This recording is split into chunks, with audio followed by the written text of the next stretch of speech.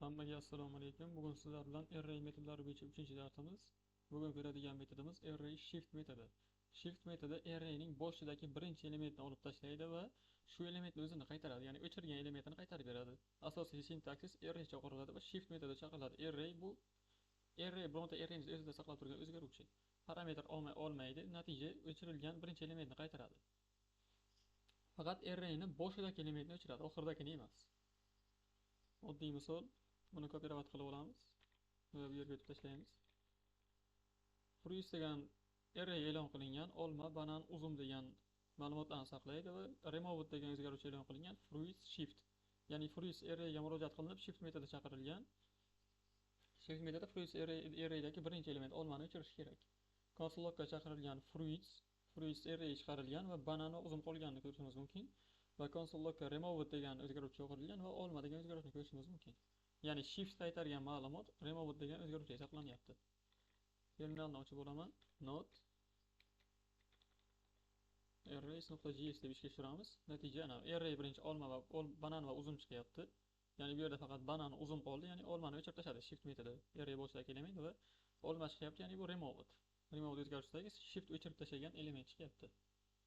Buni kommentariya qilaman va keyingi kodga o'tamiz. Bitta element bo'lsa, arrayning o'ziga bitta element bo'lsa ham o'chirib tashlayveradi, uni farqi yo'q. Items degan o'zgaruvchi e'lon qilingan va bitta salom degan o'zgaruvchini saqlayapti, arraydagi qiymatni saqlayapti va first degan o'zgaruvchi e'lon qilinib, items arrayga murojaat qilingan va shift metodi chaqirilgan va o'zi bitta element bo'lganligi uchun bo'sh array qaytaradi. O'chirilgan element salom bo'lganligi uchun xuddi shu salom degan metodni qaytaradi. Ishga tushirib ko'ramiz. Not.array.js. Mana birinchi bo'sh array qaytyapti, ya'ni shift metodi birinchi 49-qator ishga tushyapti va items ichidagi salom degan so'z ham o'chib ketganligi hisobidan bo'sh array qaytyapti va salom o'chirib tashlangan so'z salom bo'lganligi uchun konsolga salom chiqyapti. First o'zgaruvchisi salom so'zini chiqaryapti. Buni ham kommentariya qilaman. Agar array umuman bo'sh bo'lsa, ya'ni bunga bitta ma'lumot bor edi, butunlay bo'sh bo'lsa array empty degan o'zgaruvchi e'lon qilingan va bo'sh array tenglab qo'yilgan. Result degan o'zgaruvchi e'lon qilinib, empty arrayga murojaat qilingan va shift metodi chaqirilgan. Console logga result chiqarilgan.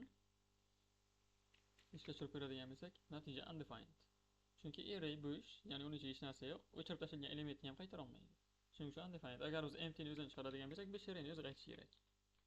Empty ni o'zini chiqaramiz. Ishga tushiramiz. Empty yana bo'sh arrayni o'zi empty va natija undefined result. Result o'zgaruvchisi shift metodi bizga o'zi o'chirib tashlagan elementni qaytaradi. U qaytargan element result o'zgaruvchisi hisoblanadi.